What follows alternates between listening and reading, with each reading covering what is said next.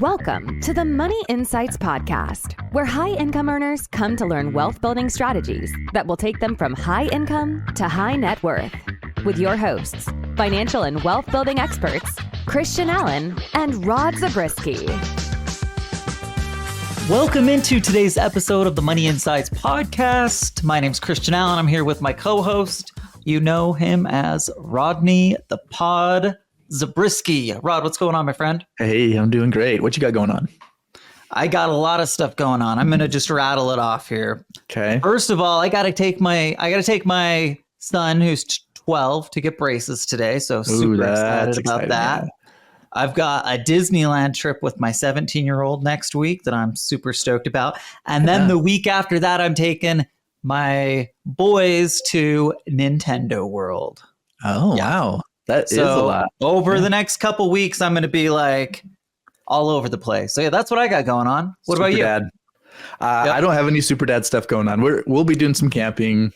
Later on in the year, we'll be going to Glacier. I'm excited about that. But Rod, it's 104 degrees outside, so I guess it's probably a good time to go camping if you're getting as far up the mountain as possible. Yeah, we'll be at like 8,500, 9,000 feet elevation. So okay, what's the temperature like that? Because we're literally at 103, 104 right now. Which and can I just say, I guess I can't complain because 6 hours down the road in Vegas, you've got like 118 degree temperatures, which is just it's insane, absolutely insane.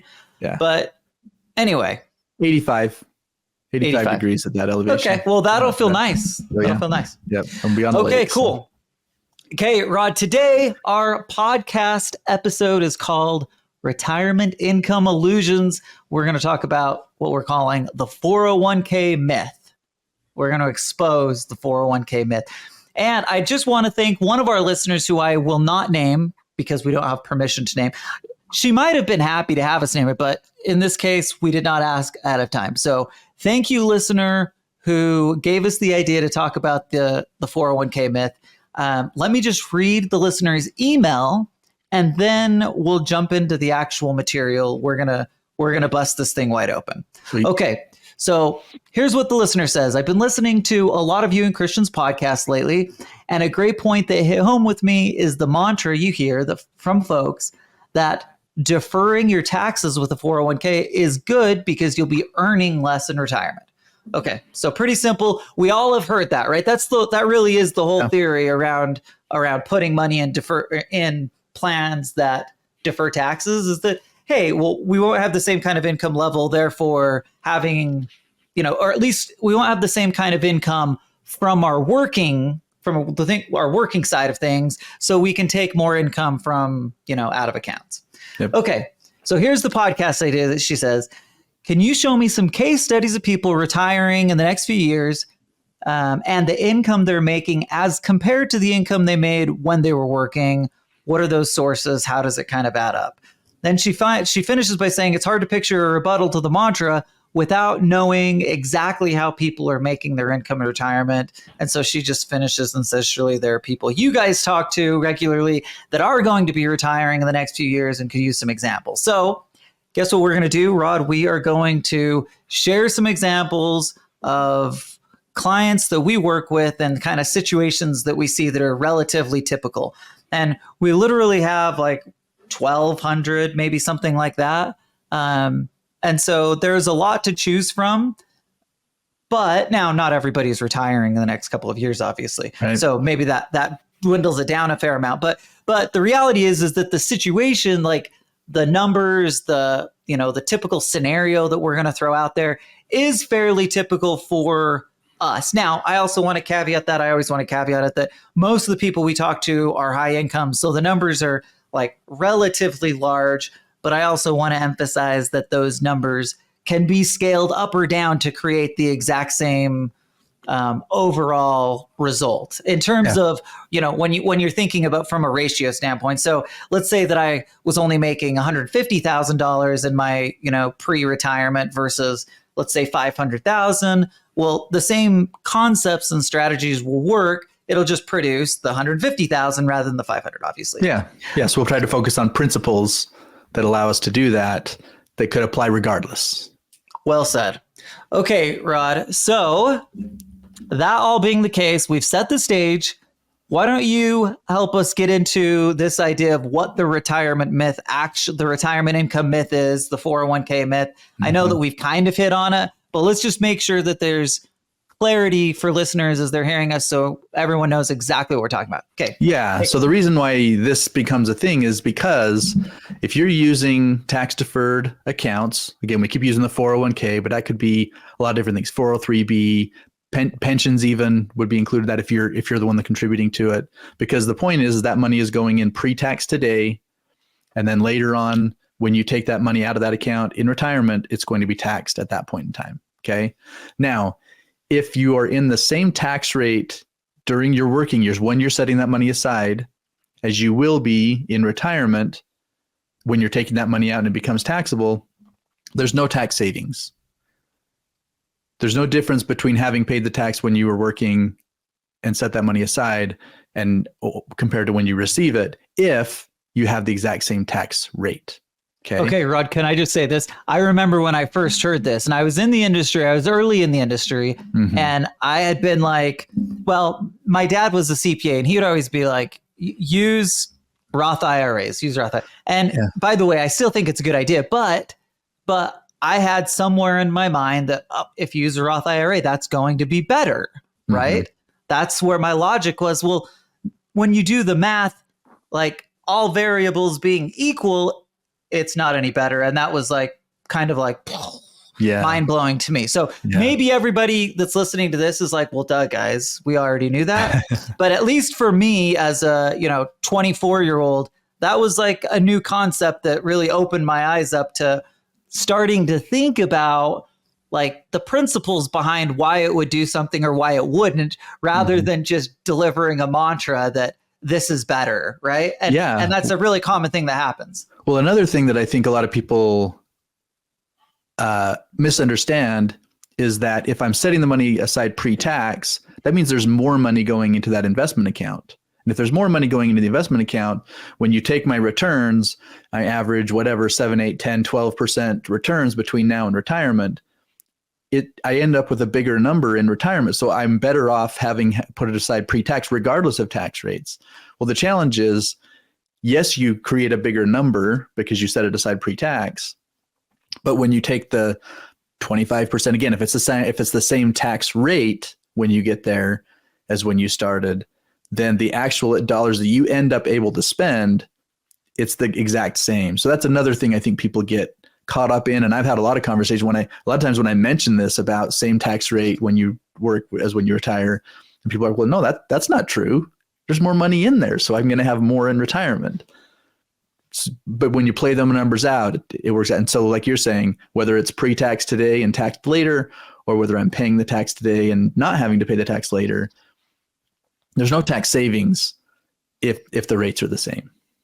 Yeah. Okay. So that's important. So then what you have to do is make the logical next step is, well, what, like, and going back to our listeners' email, the whole idea behind retirement accounts is that you'll be in a lower tax bracket of the future. Maybe talk about why is that, like, what is it? What are people expecting to happen to where, income just diminishes completely in retire or diminishes greatly? Yeah. What's the I know this is just terrible because I look at this and I'm like, what a terrible goal to have a low income. But why is it that's what people are thinking maybe that's just because that's how the government set it up with the assumption. Maybe that's just how it is for so many people that it made sense. But like, what's your take on it?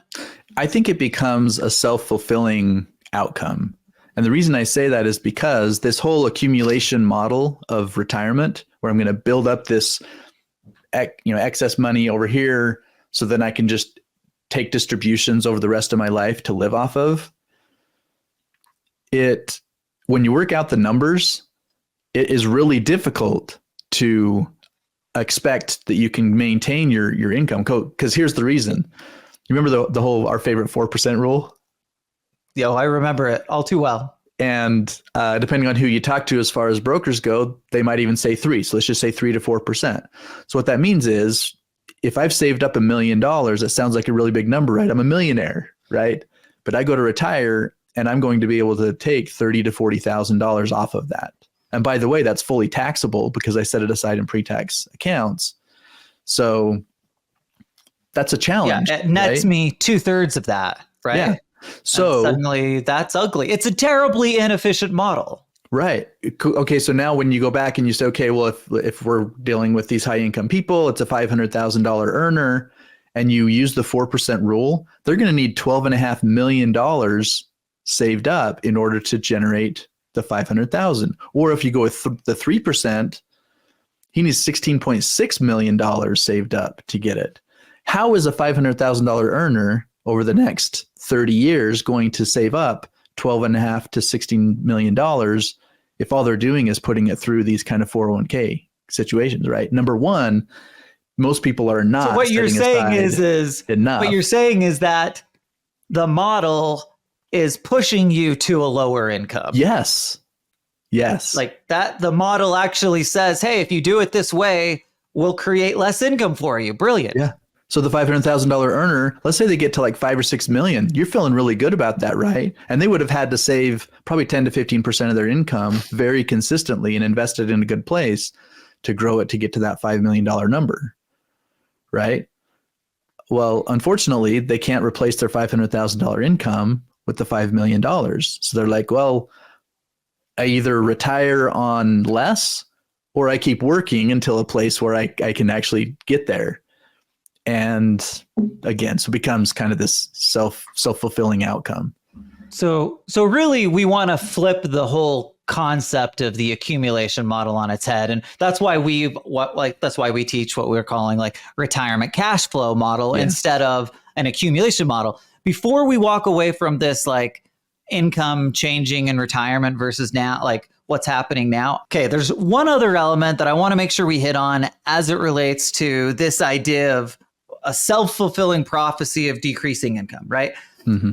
There's some other elements to when I put money away that we haven't really hit on, and that is tax rates, right? Yeah. Tax rates are a big one. As important as my income level are the level of the tax rate. So most people don't realize this because it still just feels like we pay a lot of taxes. Mm-hmm. But most people don't realize that from a historical standpoint, tax rates are in a favorable position, right?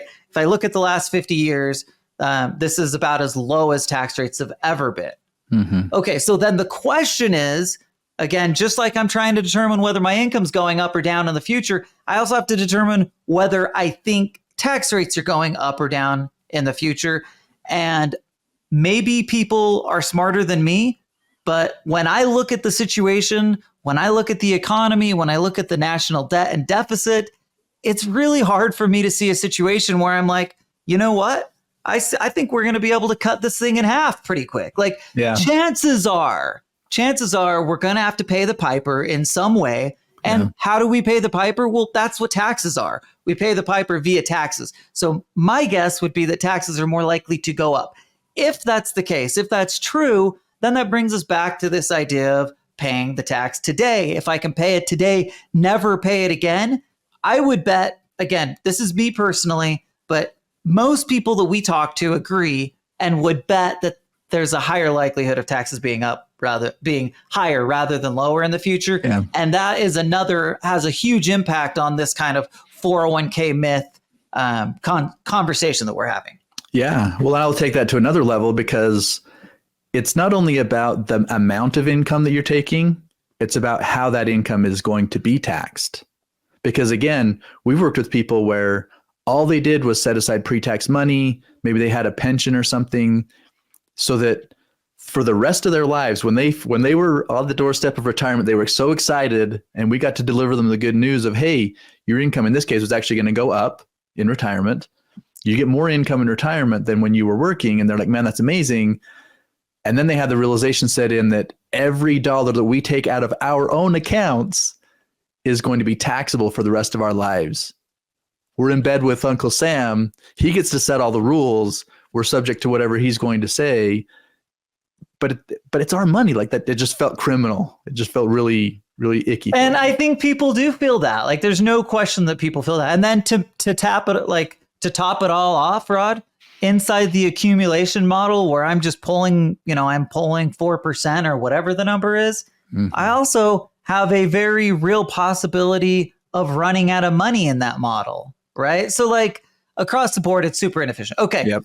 I think we've done probably a sufficient job of beating up on this idea of the 401k. Now, I do want to say a caveat. I always say this because there are moments, there are situations, there are times when it makes sense for someone to use tax deferred vehicles. It's not like these are all bad all the time. What we're really saying is if this is your primary or especially your sole model for creating a retirement income, it's incredibly flawed. What we're suggesting is use it when it makes sense, right? We talk about things like, we've talked about times like, well, in my situation, I have a deferred comp plan that I don't contribute to, the company contributes to it. Well, obviously it's valuable, right? It's not like I'm not going to use the money there.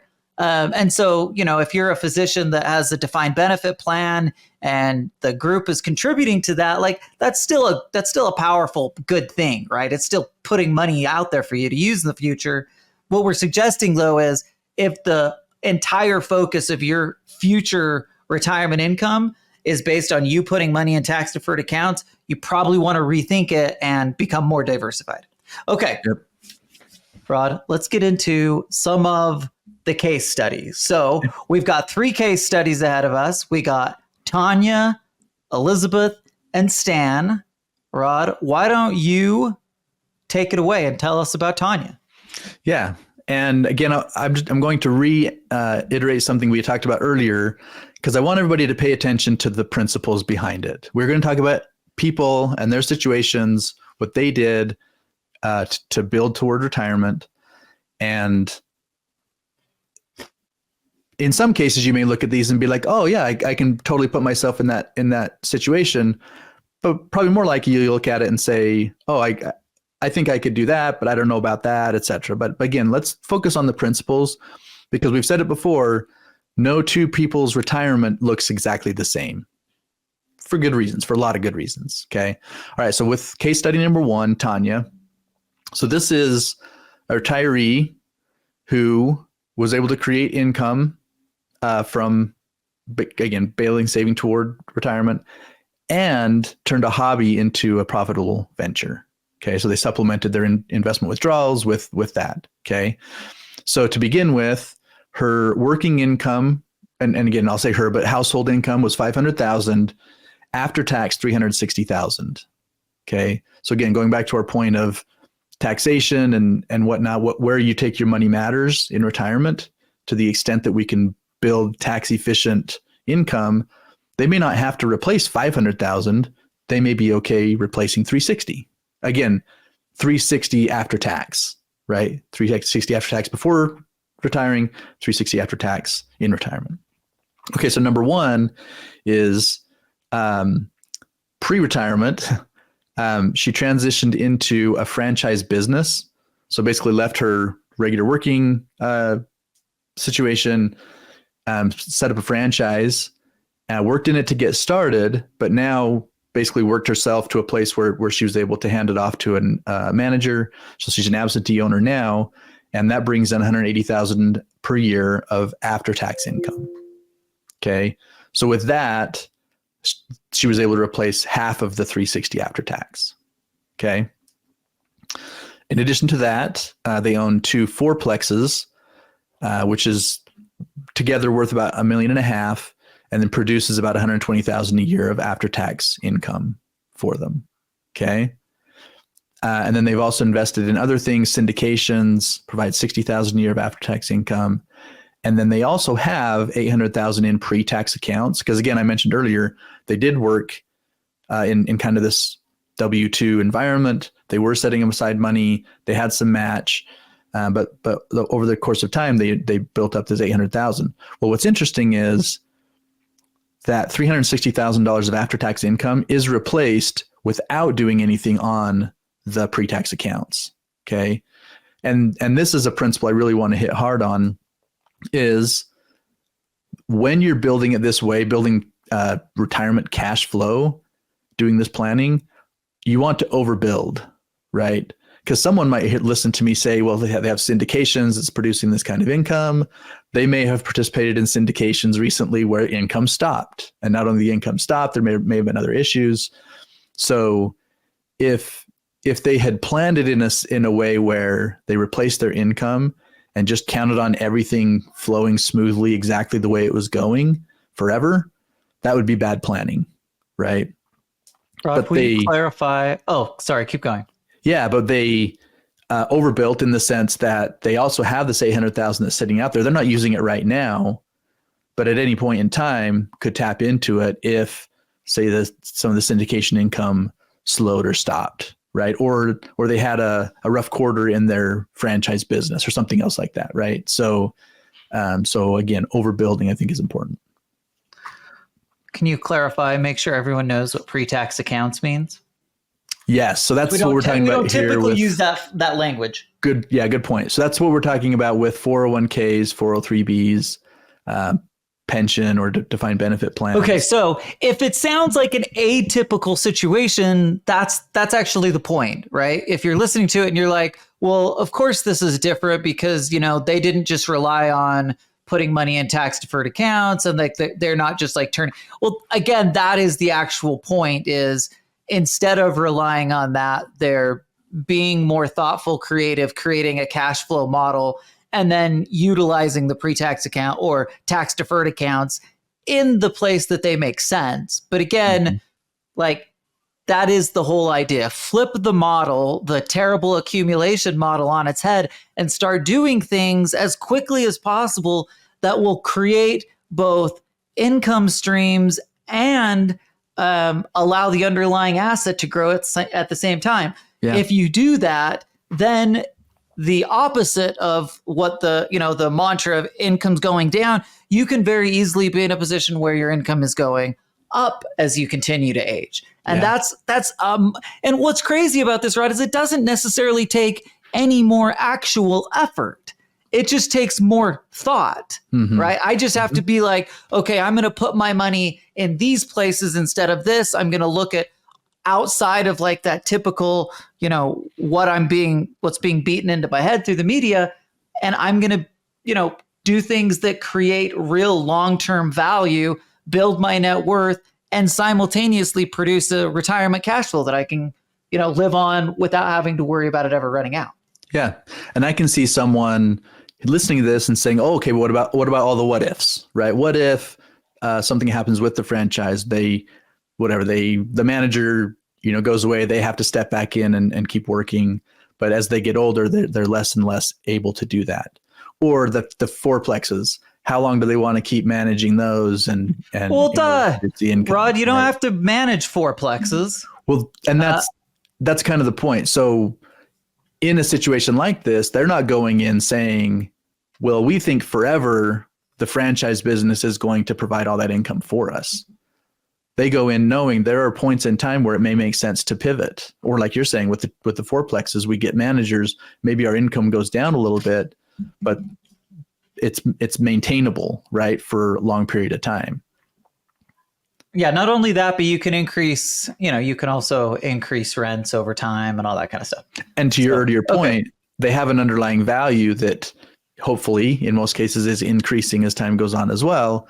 So if they had to sell out of that and replace it with some other source of income, cash flow, then they could do that along the way, right? So so in this example, in Tanya's example, she's like, they're like way ahead of the $500,000 number, right? Between all of the various things that they've got going. And it's pretty easy for them to create a $360,000 after-tax number.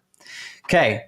So Rod, let's go into case study number 2. This is Elizabeth, and hers is going to look a little bit different than the first one. So let's jump into it. Yeah. So in this one, it was a little more traditional in the sense of setting money aside in these accumulation accounts, again, pre-tax accounts. And then when they're getting close to retirement and they say, okay, great, we can replace, a certain amount of our income, but we want to do more. So in this case, they have a small business that they started up to create that cash flow. Okay. So can I just say something here? Like if if you're listening to it and you're like, well, the idea in retirement is to not work, and we keep giving examples of things that are working, like, I think the more important example here is that it's finding things that create cash flow. So in case study 2, while she has a small business here, and I guess I don't know necessarily how much she's pulling from, you said 80K from the business. Like, there's other ways to create the income stream than work, you know what I mean? And so again, it's the idea that we want to emphasize is thinking outside the box and looking for those opportunities. It doesn't necessarily have to mean that you decide to work in retirement. If you're like, hey, I've been working forever, I want to be done. Well, you just have to plan accordingly. But, some people really love just being more productive. Like, they want to work, they want to create value and do things. So really it's situational. And so again, focusing on the principles rather than the definitive person. Okay, keep going. Yeah. Okay. So for Elizabeth, working income was 400,000, 300,000 after tax. So here are the sources of income for Elizabeth. Social Security, 45,000 a year. And you may notice in case 1, we didn't talk about Social Security because they were actually pre-Social Security at the time they were retiring. And a lot of people we talk to say, hey, if there's any Social Security that kicks out for me, I'll be glad, but I'm not planning on it. In this case, it's obviously an older person. And so that's part of the income that they're producing. Again, they're mid 60s. And so anyway, that's part of it. But between the husband and wife, 45,000 a year. And then they have annuity and life insurance payouts that they're taking at 180,000, which again, going back to our whole taxability thing, income from the annuities is taxable because it was pre-tax dollars that they moved into the annuities. The insurance payouts that they're getting are all after tax, tax-free withdrawals. So the 180,000. Let's talk a little bit about what it takes to create that, because, okay, so now I've got $180,000 between, again, we're saying between annuity and life insurance payouts. Mm-hmm. What did they, because obviously they did, well, I guess I can't say that for sure. The annuity could have come from a 401k or something that, but life insurance can't. Correct. So you've got most likely, Rod, and I'm just guessing, you tell me if I'm wrong, but a situation now where you've got some money coming from wherever they were putting money. They decided, hey, instead of taking a market-based approach where I pull income off of it, I'd rather take a guaranteed approach where I'm creating, more income off of it and it's guaranteed through the rest of my life. But in addition to that, there was something that they have started, at least over the last handful of years, mm-hmm. that was contributing to a policy, most likely a leveraged policy, to create tax-free income that would supplement the other things that they're doing. Yeah. So in this case, the annuity side was pre-tax. So it was 401k that then they moved over into an annuity. And so to your point, creating this income. And then on the life insurance side, they had been it wasn't a bunch of years, but probably 5 or 6 years, funneling money into a whole life policy, basically our investment optimizer policy, mm-hmm. Using it in the short term, but then when retirement came around, then turning around and creating some tax-free income withdrawals from that. Okay, so they didn't even use like capital avalanche in this situation. Correct. It was just a simple. Okay, and I guess I would say this, like, if that person were to go back in time, like, it could have been even more powerful if they said, all right, we're going to supplement that by utilizing the capital avalanche, where we put in, a couple years of premium, but we have bank premium coming in, and that boosts up the income. But yeah, I think we'll get there on case study 3. We'll actually get in. Oh, okay. All right. Sounds good. Okay. So what they ended up with, Rod, a total income, it looks like a $305,000 and an after-tax number of about 280. Yeah. Which isn't exactly the number that we showed before, right? The 300K, or basically they were bringing in 400, and 300 of it was after tax. Yep. So we ended up at a pretty similar spot, but this person obviously had, they had less resources available to them. But again, you think about like the alternative to this would be taking the money. Well, we know what the alternative is, and it was going to be impossible for them to come up with $7 million to create that same income stream, or $6 million to create that same type of income stream. Right. So again, efficiency just by, being more thoughtful in the way that you invest and the way that you plan for retirement. Okay. Anything else you want to say on Elizabeth, Rod? I think that one's good. Okay. Our final case study is Stan the man, a retiree with multiple income streams. Rod, talk about Stan. Yeah. So with Stan, this one probably fits more along the lines of what people would expect to hear from us in terms of just building more of the retirement cash flow streams, and not including. So in the previous examples, it was, they had the franchise that they did this, or they were starting doing the small business.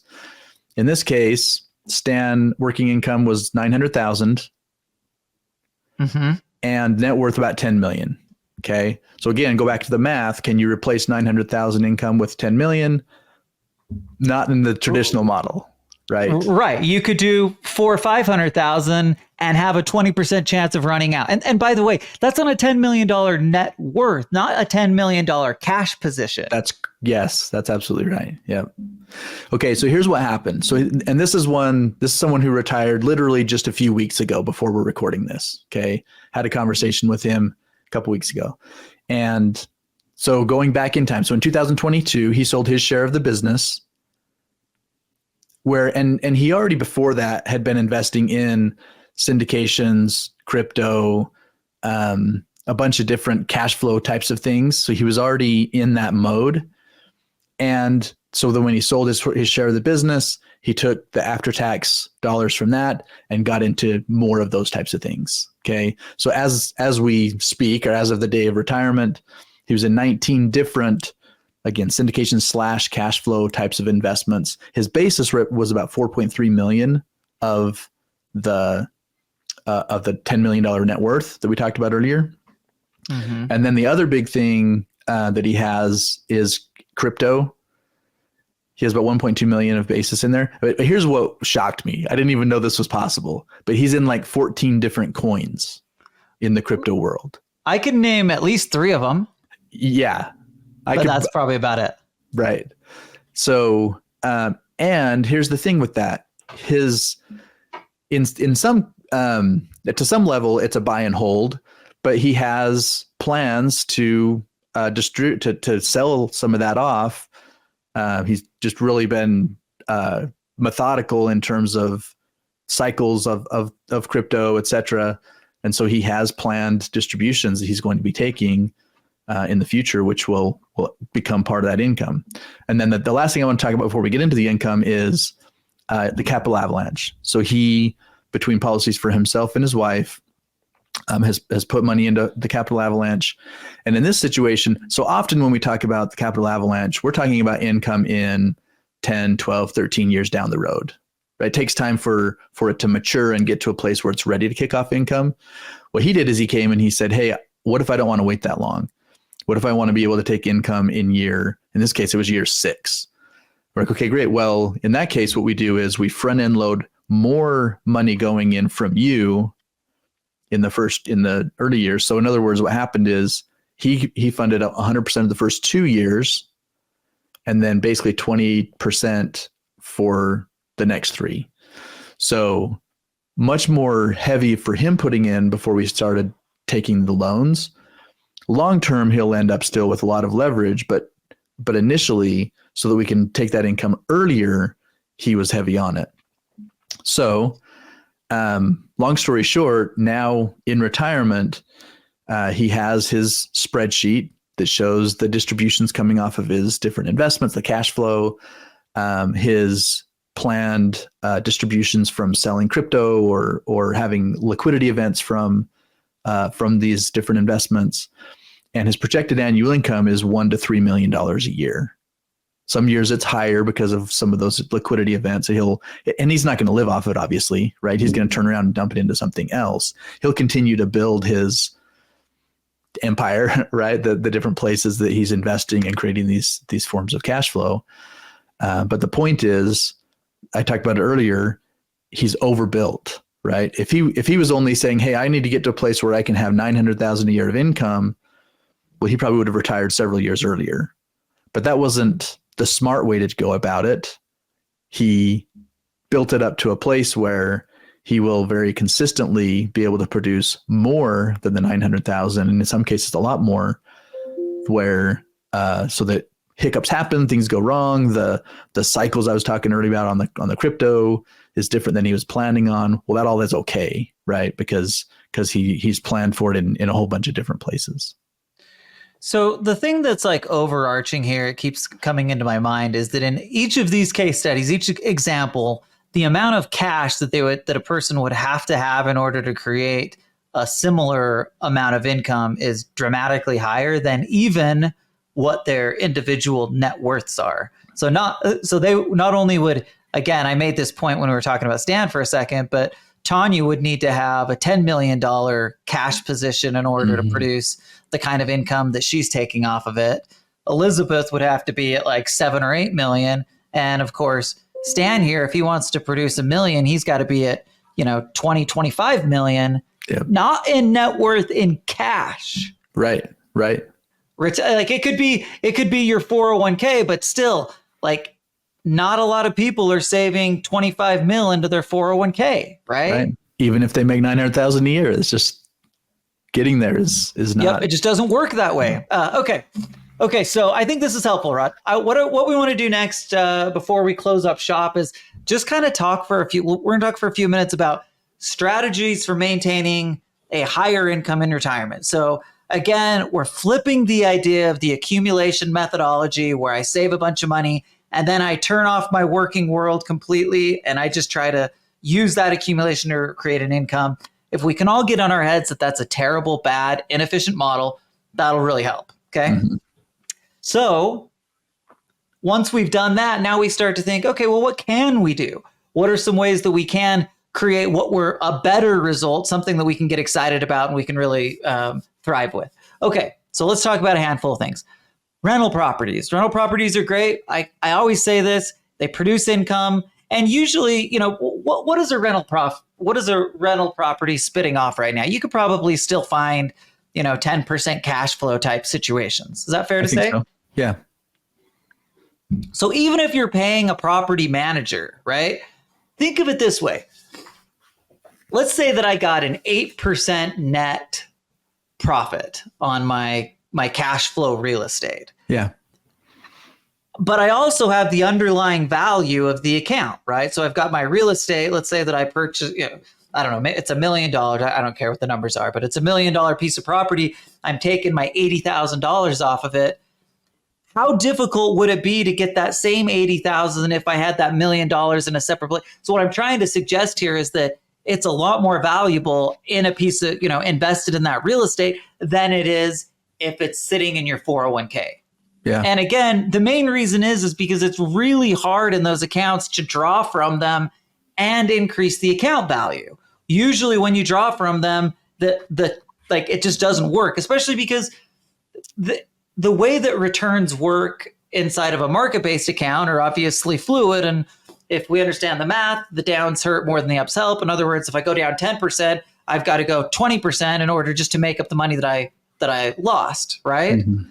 So anyway, I just want to emphasize that that's huge. Especially if you're also taking income off of it as well, right? Your account value went down to 10. Oh, but you also took your 4% or whatever it is off, or in this example, you 8% to match what you're doing in the rental spot, and so the account just doesn't have an opportunity to recover. Yeah, right. Absolutely. Okay, so number one, invest in rental properties, things that create cash flow. It doesn't have to be necessarily rental properties, but cash flow things that have an underlying value that has an opportunity to grow. The second one is to do something. Well, use your expertise to create some sort of business or consultant opportunity, right? So again, if you're one of those people that's like, I've been working and I just want out, then this isn't a great idea. But if you're one of those people who's like, hey, I'm just done with this, but I still plan to go and be productive and do things. Like this is a really great way to do it. I can leave kind of career one, move into something that's a little bit more, maybe it's relaxed, slower pace. I'm doing it on my terms, but I'm still using all of that experience and expertise that I've developed over my life to create income. And for a lot of you that have really strong expertise, especially like that goes in line with having high incomes, like it's pretty easy to turn that expertise into a high paying kind of side gig. So that's the second one. Part-time work kind of fits into the same thing. I'll talk about that. Obviously dividend investing, it's a little bit like we don't typically tell people to go focus on the stock world, but certainly it's a place that people have historically gone and created good returns. So I have no problem with people saying, hey, I'm going to use a portion of my income to create income using Pepsi stock as an example, right? It's a large cap stock that has like a really strong proven track record of over many, many years. Like doing something like that can be still a good way to create income. And if you use tax loss harvesting and things like that, you can at least try to minimize the taxation element of it. Okay, next one we have is annuities and insurance products. And again, what we're trying to do is get people to think outside the typical, I'm just going to have my money in the market and pull from there. Well, a lot of people don't realize in both of these situations that they can do things oftentimes that we don't think. Now, I think annuities, it's probably typical for both of these, right? If there's any financial vehicle that's like mischaracterized, it's more than any, it's probably life insurance and annuities, right? Just because there's like a complexity to it. But anyway, let's get back to the annuity side of it for a second. A lot of people just assume that annuities all look exactly the same. I put my money there, I give it to the insurance company, they give me a payout. I take it for the rest of my life, but if I die a year later, then they win. If I live till I'm really old, then I win, right? Like that's kind of what most people think. What most people don't realize is that they come in a myriad of shapes and sizes. Some of them have riders that can increase income based on inflation. Some of them have you can get an income without giving up the actual underlying account value. So there's a lot of ways that annuities can be a part of it. It's just a matter of taking the time to learn about what those options are and determining if it's something that fits. And then on the life insurance side of it, Rod, obviously we love life insurance, but we love it in this case because it's as strong of a way to create tax-free income as you can possibly create, especially if you do it early, right? So if I can get into the capital avalanche when I'm 40, 50 years old and give it 10, 15 years to do its thing, like it is incredible the kind of cash flow it creates. Like, Rod, I don't know if you know these numbers off the top of your head, but there's probably not, but maybe. We give an example oftentimes in some of our webinars where we're saying, here's like the 401k example, and here's the capital avalanche equivalent. And I won't make you try to remember the numbers, but here's what I'll say. Every time we bust those out, it just looks ridiculous. Like it almost looks fake. The numbers are so much more drastic. And again, it's just because you're being more thoughtful. You're utilizing some leverage. We do it conservatively, but you're using leverage. Anyway, I just want to emphasize that annuities and insurance products can be a powerful and impactful part of an overall income plan, especially if you're doing more than just putting money in a 401k, right? Now, if you are just putting money in a 401k, using insurance and annuity products can be actually a really powerful way to unlock your investment account. We're not going to get into that, but anyway, there's a lot of things we can get into. Rod, last one we have is just trying to look for passive income streams. It could be from an online course. It could be from writing books. It could be from a myriad of different things. But again, flip the idea on your head, or flipping the idea that I accumulate a pile of money and I pull from that will make such a big difference in terms of the quality of life and the quality of retirement that you're able to create. Whew. I kind of went off on a tangent, Rod. What did I miss? Well, I think you hit on, obviously we're hitting on just, certain things even in our examples, there were other things that people were doing, and crypto is an example. It doesn't inherently generate passive income, right? It doesn't kick off dividends. It doesn't, whatever, like some of these other examples. But it's an example of something where for somebody who knows what they're doing, gets in and uses it, understands the cycles, and is planning on flipping those out, basically riding.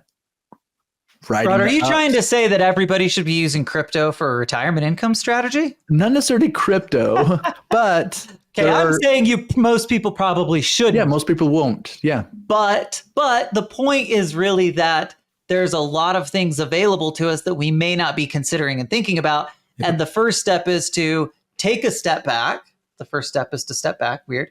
Take a step back and actually look at what the options are, right? Like just stop buying into the hype and you'll find that there are a ton of ways to do it. It's just about being thoughtful and creative. Exactly. Okay. Whew, Rod, sorry for the tangent.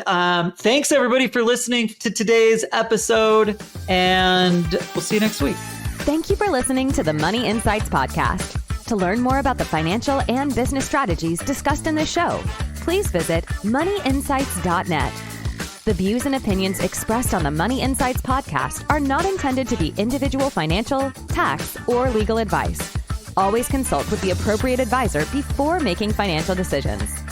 And if you're enjoying the show, please feel free to rate, subscribe, and leave a review wherever you listen to your podcasts. This will help others find the show and learn wealth-building strategies for themselves. Thanks again for tuning in, and we'll catch you in the next episode.